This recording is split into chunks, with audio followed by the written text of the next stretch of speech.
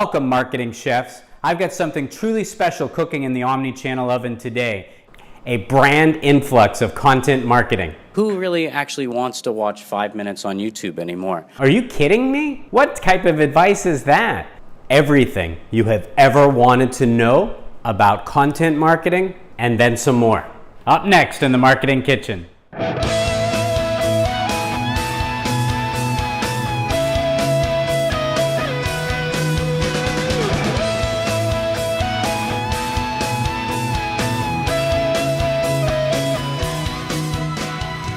Welcome to the kitchen, the Marketing Kitchen. Hi, I'm Ron Vining, your host of MarketingKitchenTV. I have something truly special I'd like to share with you. About 4 years ago, I was the chairman, keynote speaker, and I conducted a masterclass training on storytelling at ClickZ LIVE Bangkok. After 2 full days, 8 hours a day on the stage, as well as enjoying everything one can do in Bangkok, I then gave an interview at the end of this 2-day conference. Now I'm going to reshare this old footage with you because I want you to see how content marketing, or my take anyway on content marketing, from 4 years ago, how much it has changed from today. And a couple of notable things that I want you to notice before watching this video is that I had a cold during the interview, and conveniently I have a cold today, so I'll sound the same. The other thing is during the interview, you'll see that I may look distracted. It's because while the interview is being conducted,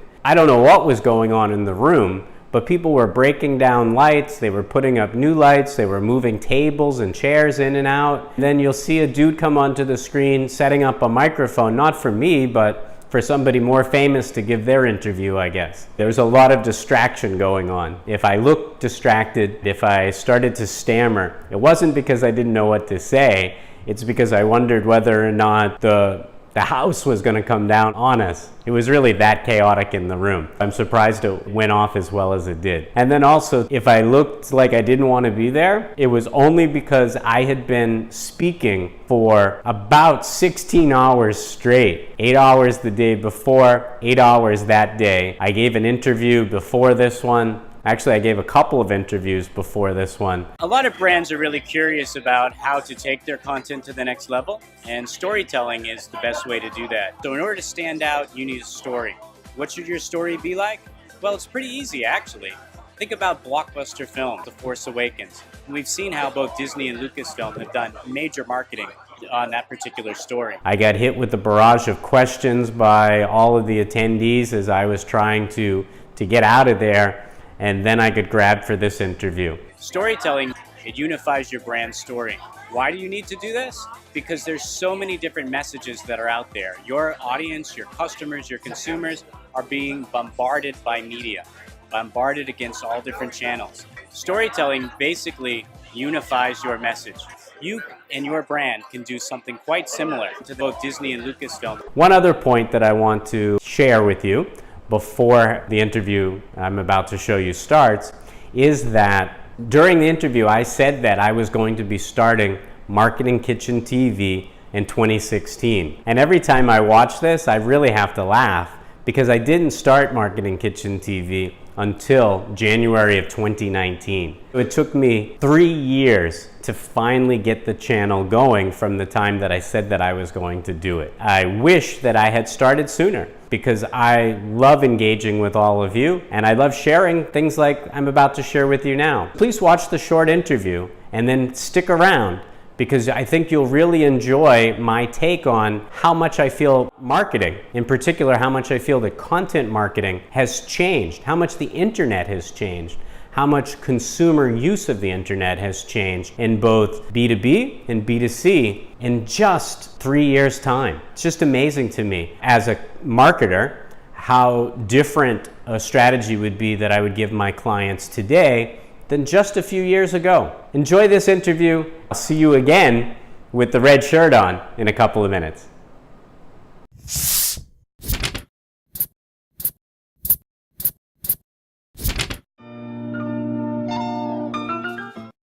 So I could go.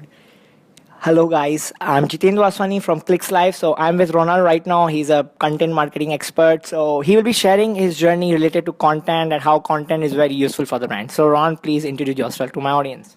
Hi there, my name is Ron Vining, and I work for a company called BrandInflux based in Singapore. The reason for the name BrandInflux is the fact that brands need an influx of compelling content to differentiate themselves and to engage with their customers across all media. So how good content can create a brand value in the market? There's so many channels and so many messages out there. The reason why you need good content, good compelling content, is to capture the audience's attention, keep their attention, and then retain their attention. It's so easy to get distracted. So if I'm on the subway and a brand has a boring piece of content, I'm immediately going to jump to something a bit more exciting. So we need something really compelling and something different, something of value. Otherwise, why look at you when you can look at somebody else? There's a lot of content out there. So for you, the image content is better or video content? Combination. Everybody's excited about video. Video takes a little bit more time to put together. Images are a bit easier. I'm a writer. I like to write. So, at the conference that we're at ClickZ Live, people have been saying to me that they've been writing blogs and they've been 500 to 3,000 words, and they're saying people aren't reading them anymore. One of the things that I was saying is that, well, then your blogs are too long. Why aren't they just one paragraph? Think about a Twitter feed or even on Instagram. You're talking about a small amount of text. That's what people prefer today. If you are still going to be blogging or writing, it's about having a compelling image, some compelling video, and very short copy. But I've seen many SEO experts in the world, they are recommending that the content which is good in length, that they have around 3,000 words, ranks better in search engine as compared to content which is 500 words or 300 words. I'm not an SEO expert, but I do develop all my own content and as well video, photo, etc. You don't think that having a content of 3,000 words is not valuable if you can't deliver the value? Oh, no, well, I didn't say that. There's many reasons why that works. Primarily, the volume of content that you have there, and it can be as many words as you want as long as there is value, as long as you're using the right keywords as well, too, because by using those right keywords, they're what's being picked up in search. I think today, the audience is looking for short and sweet. And so short and sweet content. Short and sweet. Same with video. So I'm launching a new YouTube channel in 2016 called MarketingKitchenTV. MarketingKitchenTV. MarketingKitchenTV. And MarketingKitchenTV is going to be a combination of marketing and doing recipes. It'll be filmed in my kitchen too. When we're talking about a content strategy, I've been mapping it out for the year. I've been thinking, who really actually wants to watch 5 minutes on YouTube anymore? And so I'm a big Star Wars nerd, okay? And so I think a lot of people on this galaxy are Star Wars nerds, with The Force Awakens especially coming out. I've been watching some blogs that are up to 2 hours, it's a video blog, that are up to 2 hours long on YouTube. And I say to myself, who wants to, even though I love Star Wars, who wants to watch a 2-hour video? 2 minutes. I think they should be 2 minutes in length and release them more frequently. Or if you sit down, cut a 2-hour video and cut it up into 2-minute segments and then launch one a week or one every other day. I think that is what the consumer is looking for today. Right. So which is your favorite social media channels? Twitter, Facebook, Pinterest? My favorite is actually Twitter. Why? Well, even though I said I'm a writer, I like it because it's short and sweet. It's easy to engage. All the other platforms, I think I try to do a bit too much on them. Personally, when it comes to Instagram or even Pinterest, even though I like taking photos, I don't like to share them with the world. So you don't think that Instagram is good for creating a brand presence or creating a brand awareness? No, I thought we're talking about what I personally like. But for my clients, definitely for my clients, if it's appropriate, then Instagram is the primary channel to basically share images. But Twitter is where we basically use it as a news feed to pump people to Instagram. I push people from Instagram to Twitter. And my second favorite would be LinkedIn. Because with LinkedIn Pulses, I think a LinkedIn Pulse is a good place to put a blog. Because a lot of the work I do is in B2B. And so that's where thought leadership can happen. So in LinkedIn groups, LinkedIn Pulse, as well as it's really about growing your network or growing your circles. So the more people you have that follow you on LinkedIn, the more potential readers you have. Okay, so how social media is changing from 2015 to 2016? How it is changing fast? I think it's changing in the fact that we've reached overload. We've reached overload. Facebook, for example. So you notice I haven't mentioned Facebook till right now.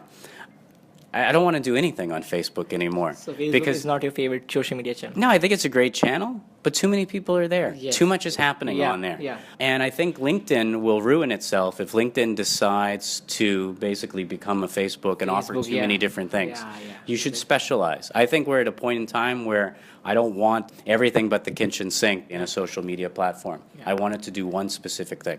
Yeah, so LinkedIn is going to be like Facebook if they don't focus on the right thing. I mean, I don't work for LinkedIn, but if I advised them, I would tell them to stick to what they do best, and that's to allow professionals to network with each other. I don't want to see pictures of somebody's cat. I don't want to see. I don't want to Yeah, see a yeah. meme on LinkedIn. Yeah, right. So how is the experience at ClickZ LIVE Bangkok right now? Oh, the experience is fantastic. I love ClickZ. I love the brand. I love their conferences. It's great to have a swath of digital marketers from across the region, sometimes even across the globe. And this year in particular, I've been fortunate to have spoken all the way as far as ClickZ Live New York to New York, ClickZ Live here in Bangkok, Bangkok, yeah. as well as everything in between. It's just been fantastic. So you will be in India for ClickZ? I'm not sure. You'll have to ask ClickZ for that. Okay. I know that I'll be in ClickZ Live Jakarta, but they haven't asked me to do India yet. I've spoken in Mumbai a number of times, and I love the Indian people. So Yeah, we really want to see you at India for sure. well, all right. Maybe your blog will get me there. So Yeah, sure. I Perfect. hope to see you in Yeah. India. Perfect. Thank you, Ron, for this interview, and I hope you enjoy my interview. as well. Okay, yeah, I enjoyed it as well. Thank you very much. Pleasure. All right. Pleasure. Welcome back to the Marketing Kitchen. I really hope you enjoyed that interview. Now, I'd like to share with you my take on how much I feel that content marketing has changed in just a few short years. The first question that I was asked was about whether I preferred images or video, and what would I recommend or what would I use. And today, I would say that and actually I had responded that I was a writer and I preferred using the written word. I was into Twitter and I was into blogs and I was into LinkedIn. Things have changed. So while I'm still on Twitter, I'm seeing diminishing returns on that. Even with just, in Twitter at that time was 140 characters, now it's 280. And before, your URLs and your hashtags and your mentions and your photographs all deducted from your total. Now some still do, but not to the same degree that it was before. When it used to be 140 characters, it was certainly a lot less. Now it's 280 minus here and there, but you still have much more space to use now than then. Other than elected officials, people who are celebrities, people who are on news channels, somebody who's on a different channel other than Twitter, let's say, somebody that is on traditional media, whether that be print or whether that be television, those individuals are seeing increasingly greater gains on Twitter. But for somebody who's a nobody, I see diminishing returns on a platform like Twitter. So if you're a well-known brand or you have an omni-channel presence in a high-profile spotlight setting and another channel, then Twitter's still working. Otherwise, for me, I'm still on the platform. It's just not doing what I need it to do like it used to. And I'll talk about why in a minute. We have images, we have videos, we have text, blogs, Twitter, LinkedIn, pulses, now they're called articles. What to do? How do you reach your customer? Whether you're B2B or whether you're B2C. What do you do? It's becoming more and more difficult. And I mentioned in that video, and as I've mentioned in a lot of others, we have reached what McKinsey talks about is that saturation point online called digital Darwinism. It's the point where there's so much media, there's so much noise that if you don't already have an established presence on the web, if you are not a big brand, or if by some freak Shazam slashing of lightning coming upon you, you're not going to get noticed. It's becoming increasingly difficult. You want to make sure that you understand your audience, you understand your objective, you craft the right message to address both your audience and that objective, and you use the right channel. So when I talk about crafting the right message, that's whether it's an image, whether that's a video, or whether it's a blog or text. or an infographic. There's so many different media choices. I've written about this continuously. You can find it all on my LinkedIn profile. What is it? I said at the time that I wasn't a big fan of Instagram because I didn't like to share my personal photos, and I still don't. So what do I do on Instagram now? 4 years ago, I wasn't really on Instagram. Today I am. And now I post all my marketing content, the same content that I'm sharing on LinkedIn, but I'm using compelling images to attract my audience to that. But more importantly on Instagram, it's about the use of a hashtag. The proper use of hashtags and tagging certain people, at mentioning them, that will get you noticed on Instagram. If it's a choice for me between Pinterest or Instagram, hands down it's Instagram. If it's Instagram or Facebook, hands down, Instagram. I'm a big fan of that now. And I think that, again, depending upon your page, some people, well, there's a lot of posers, wannabe influencers on Instagram. Their profiles are so obvious. They're like the beautiful, glamorous people. They're always in some stunning setting, always well-dressed, always, give me a break. I want reality. I'm not on channels like Instagram to see a glossy magazine of somebody's life. I want reality. I want the grit. I want real stuff. I think there's just an oversaturation of that nonsense. Those individuals will start to see diminishing returns, in my opinion. People are looking for genuine, authentic content. In terms of what you would write in the caption, again, you want to tag people, you want to mention them, and you want to use hashtags. And you want to limit the amount of text that you use because people aren't there to read, they're there to look at the photos. I would also suggest, since URLs do not work on Instagram, that you create multiple Instagram accounts, because when you direct somebody to look at something or to read more or to see more details, the only place that they can actually click on your URL is in your description. Create multiple profiles, have images that suit that profile, then you can draw people to your other platform through that vehicle. So I'm a big fan of Instagram today, whereas 4 years ago I was not. Text. I've already mentioned to you, Twitter is just diminishing returns for me. Won't even go there. I use Twitter for news, I use Twitter to share resources, and I use Twitter to promote other channels. And it's useful for me in that fashion, but beyond that, I'm just not seeing it. There's another reason as well too, and it comes to where you're located. I'm originally from Boston, but I'm located in Singapore. And there's a lot of geo-blocking and geo-searching that's happening on the internet today. And you might want to change your settings, because where you say that your feed is located and where you're tweeting from or where you're Instagramming from may impact positively or negatively on how, when people search for you, they'll find the content that's there. I played around with that a bit, and I've seen that really location has a lot to do with how often your content will be searched or found. That's a little piece of advice as well too. Blogs, do they work? I'm beginning to say no. I'm beginning to say that we've reached a point that you really need to write something short. Like I said, short and sweet. So here's where things have changed. Well, maybe not. In the interview, I said that short and sweet was what one should do for video. And yeah, if we're talking about TikTok, sure, short and sweet is the place to go. If we're talking about YouTube, 4 years ago, I said I didn't want to watch a 2-hour video. I said, don't even do 5 minutes. Keep it to 2. Are you kidding me? What type of advice is that? Today, the sweet spot on YouTube is 7, 14, or 28 minutes. Trust me, videos in those lengths are going to get more views and help you faster with monetization than 2 minutes, 5 minutes, 60 minutes, or 2 hours. I'm not saying that it doesn't work, but I'm saying that I've found success in that sweet spot, and maybe you can too. Short and sweet on YouTube? Nah.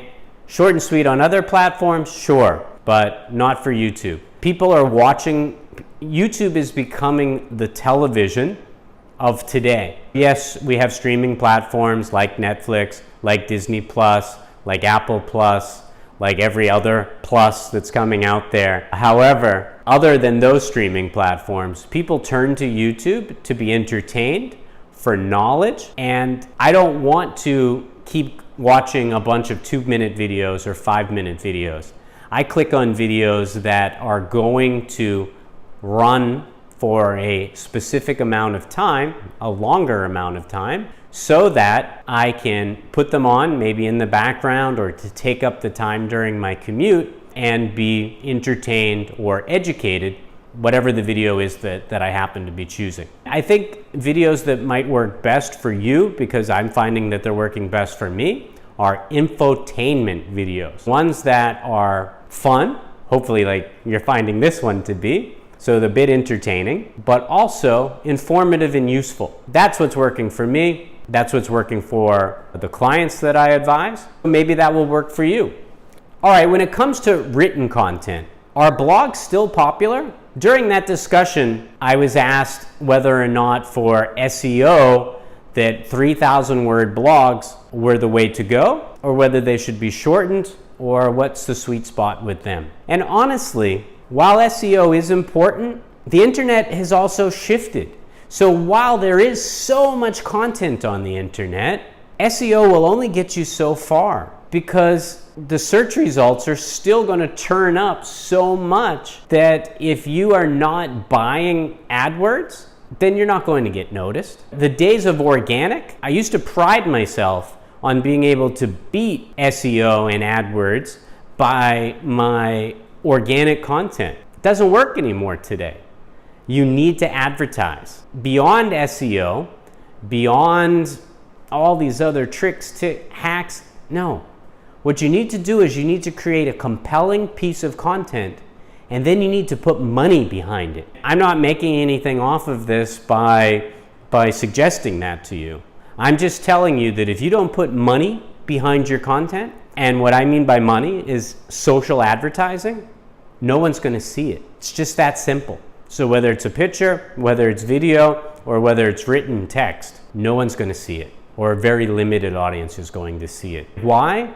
Because every social network out there is also restricting how many, or limiting or filtering out how many of your audience is actually seeing the content that you're posting. When you continue to post, you're posting to the choir, as they say. You're posting to the same fish in the same pond who actually might not be able to see what you post because it's being restricted by the social platform that you're on. You want to create something very compelling, and then you want to promote the heck out of it with paid advertising.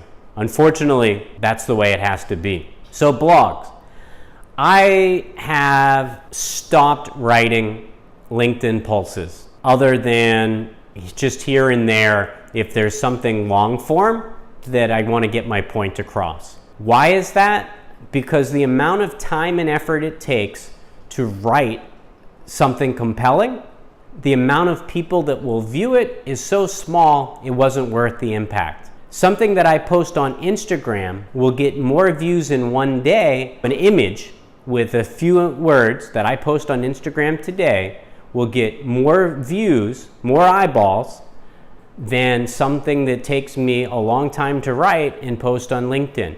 Now maybe over time, more people will have viewed it on LinkedIn, and it sort of becomes part of my portfolio of thought leadership, whereas the photo on Instagram, after a few days, even though you're probably still getting likes and comments on things that you've posted years ago, but it becomes less and less. Maybe in the tortoise versus the hare race, maybe the written content will win over time, but the initial hit will certainly happen with the picture. How does video come into play? Well, again, I think long form video is the way to go on YouTube, and I think that short form video, like on TikTok, is the way to go to do quick hits. You could also use platforms like TikTok to share short video promos of your long form video on YouTube to try to drive traffic. I'm always trying to drive traffic from one channel to the other. I find that that always works best. You always need to do a hybrid approach. And again, don't forget about physical media.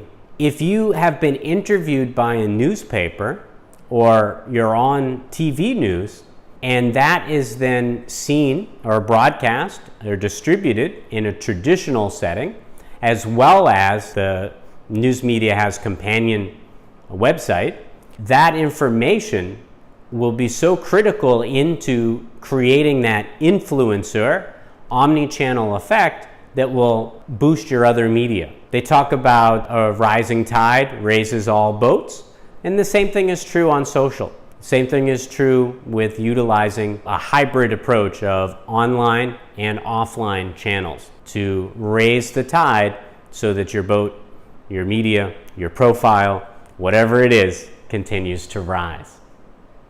The one thing that I want to say, or one caveat anyway, in video, is don't be like me and be afraid to create your own YouTube channel and get out there and do it. In the video, I said I would be launching MarketingKitchenTV in 2016, and then I didn't do it until 2019. Well, actually, the idea for MarketingKitchenTV came to me in about 2013. I think that's when I registered the domain name, and that's when I started to ideate about what I do with the channel. That was a really long time to wait. Unfortunately, by doing so, I really hurt myself because my subscribers are quite low today, whereas if I had started the channel years ago, they would be at the level now that I would need to really scale the conversation. Don't wait too long, because there's another video that I've done where I talk about digital Darwinism. If you wait too long to build your footprint, have your foundation, get your base, get your followers, you're going to find it increasingly more difficult each year to be able to compete, to rise above, to get ahead of your competition. Don't wait, do it today. Of all the forms of media that are out there, so whether that be a photograph, whether that be an infographic, whether it be a meme, perhaps it's a video, or it's a blog, or it's a tweet. There's a whole range of media that you can produce, or content that you can produce. Of all the ones that I mentioned and all the ones that I didn't, the most difficult is video. And here's why. It takes time to film video. Now, one of the things that I've decided for my channel is that I would not prepare what it is that I want to say before each video. And the reason why I am able to do that is because I have been a professional public speaker almost my entire life. I can just stand and I can just talk. What also happens, though, for me, is that means that I do have to do a lot of editing because I share way too much. I need to chop it down so that it's not a 2-hour video, so that it hits the sweet spots that I mentioned of 7, 14, or 28 minutes. The planning part should come into play. So you should plan out your content.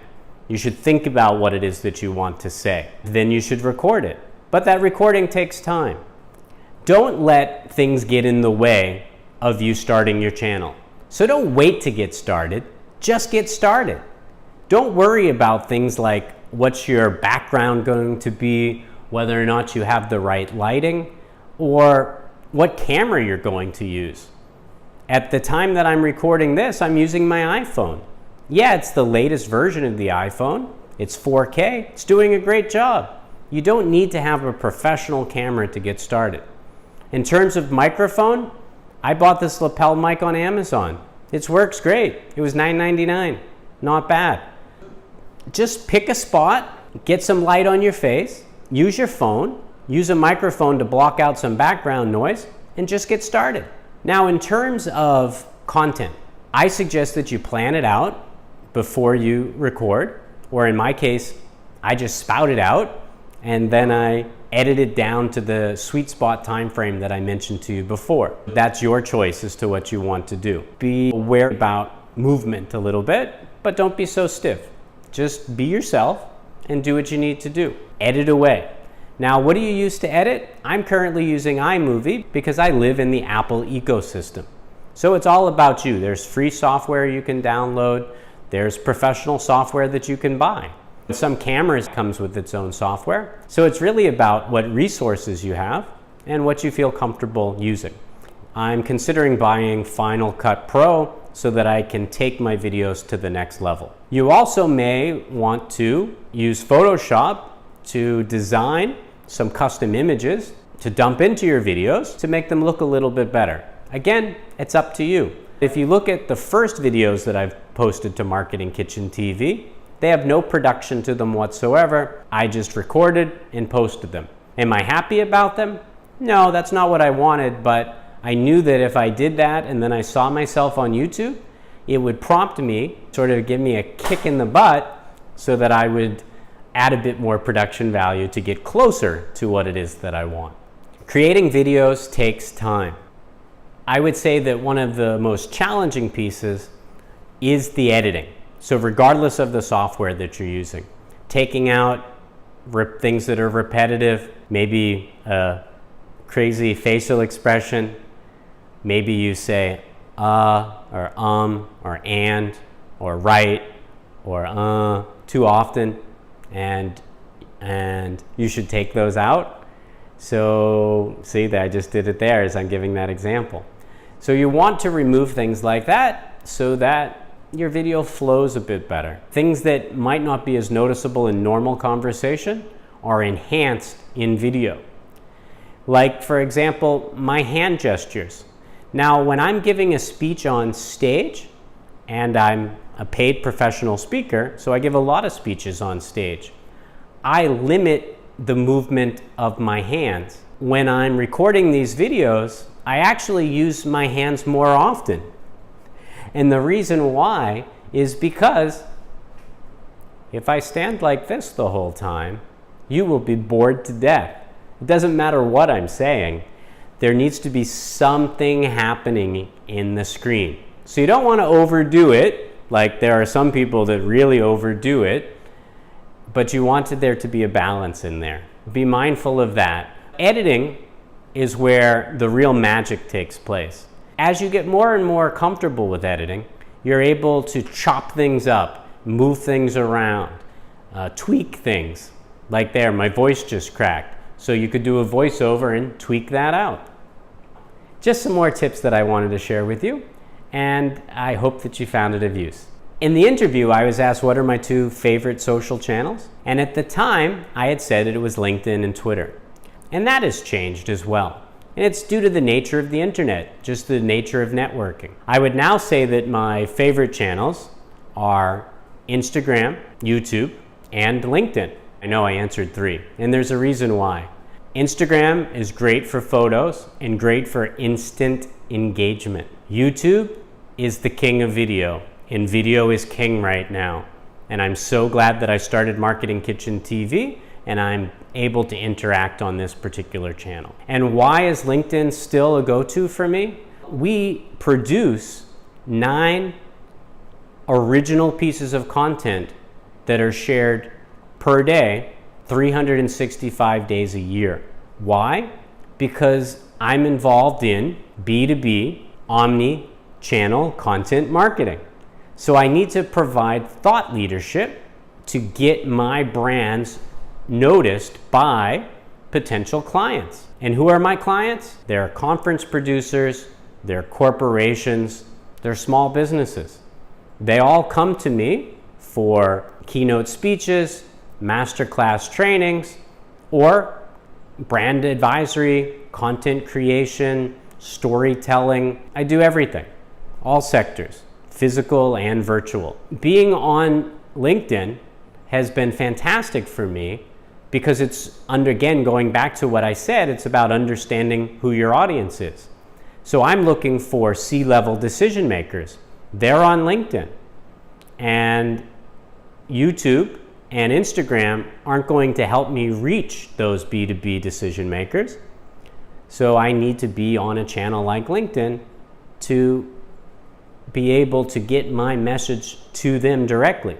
The platform is getting a bit watered down, as I had mentioned in the interview, in that it's becoming a bit too much like Facebook. The brand and the people on the platform pretty much police themselves, which is a good thing, but it's getting a bit more diluted. And the volume of unnecessary and needless sales pitches have really harmed the platform. Before, I would happily connect and recommend with almost anyone that had a completed profile, and that was a professional wallpaper, professional avatar picture, as well as a completed bio and maybe some work history.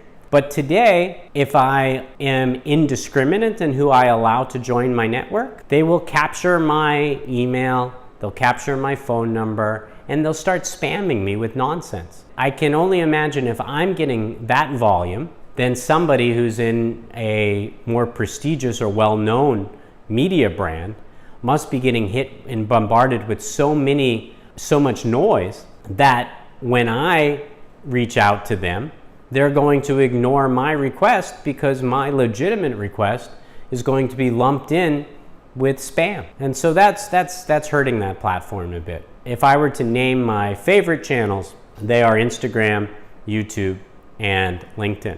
By utilizing a hybrid approach, which I do, and that hybrid approach is utilizing LinkedIn as sort of my primary thought leadership, Instagram to share compelling images about that thought leadership, as well as I mix it up with some personal things, obviously pictures of food, holiday destinations, those things always get attention. Even utilizing Lego, the world's best omni-channel retailer. Anytime I post something about Lego, which is a passion of mine, I get a ton of likes, engagement, comments, views. It's certainly very helpful. And then of course YouTube. As I mentioned, video is king. They say a picture tells 1,000 words. Well, a picture that also is telling 1,000 words is sharing 1,000,000 bytes of content a second. That's why video works so well. People are lazy as well too. They don't want to read, they just want to listen. Then I continue with that hybrid approach by utilizing Twitter as a news broadcast service to share what I'm doing on LinkedIn, Instagram, and YouTube. I use WeChat as a compelling platform to network and to share with my Chinese audience because I do a lot of work in China. And Facebook. Yeah, I use Facebook groups and I use LinkedIn groups and I use company pages on Facebook and also on LinkedIn, and I find that to be effective. So it's really about meshing all of them into an ecosystem that works best for you and your brand. But you can't be on every channel. You can try, but you won't be so successful at it. I have found that Pinterest, even though it has a very small following in comparison to Instagram, you do get a lot of engagement from it, especially because it's web searchable. If you were to do a Google search now, you would find that a lot of things that I've posted across all the channels that I've mentioned actually are showing up from Pinterest as opposed to some of the others, which again is because there's less noise on that channel and it's receiving more attention. Oh, two other things that I wanted to share with you before I go. ClickZ LIVE India never happened. So unfortunately, I didn't get to go back to Mumbai and share at ClickZ LIVE India. Notice in the video, I said that The Force Awakens hadn't come out yet. One of the most successful films of all time was just months away at the time that I gave that interview. If you want to talk about transmedia storytelling, Disney is an amazing company in terms of being able to get their compelling and engaging stories across omni-channel media. Quite impressive. In fact, the year that that video was filmed, still the two biggest movies of all time are Avatar, Titanic, The Force Awakens, and Avengers Endgame. I hope that you found some of these tips useful. I hope that you enjoyed the interview. I hope you enjoyed the discussion about content and then some. I encourage you to get started for whatever the purpose is. Just begin to build your online footprint. Become part of the social community, whether that's on Twitter or that's on Instagram, that's on LinkedIn or Facebook or TikTok, whatever the channel is that you may be. And in my case, being in Asia, I spend a lot of time on WeChat. Whatever the channel is, it's about understanding who your audience is, where they are. More so the audience dictates your channel more so than you. Because if your audience is on WeChat, and you're posting content on Facebook, they're not going to see it. So it's about pairing your interest with their interest and sharing that on the channels that they're on and utilizing the content that's most appropriate for that particular channel, whether that's written, whether that's static photos, whether that's video, or a hybrid of them all. And that's what I recommend. In every case, I recommend using hybrid media and I recommend using hybrid content. And when I started off this video, I talked about needing a brand influx of content. The reason why I started my company BrandInflux was because so many brands, large and small, need a well, a reserve, a storage space of content so that they can keep going back to that well. When the well runs dry, there's nothing to post. And oftentimes teams are so burdened that they can't continuously be creating good, compelling, audience-centric content. So sometimes you need to hire an outside source to help you out with that. And I'm here for that. So if you need me, let me know. I hope you enjoyed it. I enjoy sharing content marketing tips, tricks, hacks, marketing recipes here in the kitchen with you. Come on back to the next episode. I think I'll be doing one on storytelling soon because content marketing is one thing. Blockbuster transmedia storytelling is a whole nother one. And I really think that you need to hear that. So what I'll be focusing on putting together later on in the coming months. I hope you'll come back. There's a lot to do, a lot to be said. I hope you enjoyed this episode. Remember, there's always fresh content simmering on our storytelling stovetop. So whatever happens in this kitchen shouldn't stay in this marketing kitchen. I'm Ron Vining, your host, reminding you to invite your family and friends to the next episode of Marketing Kitchen TV.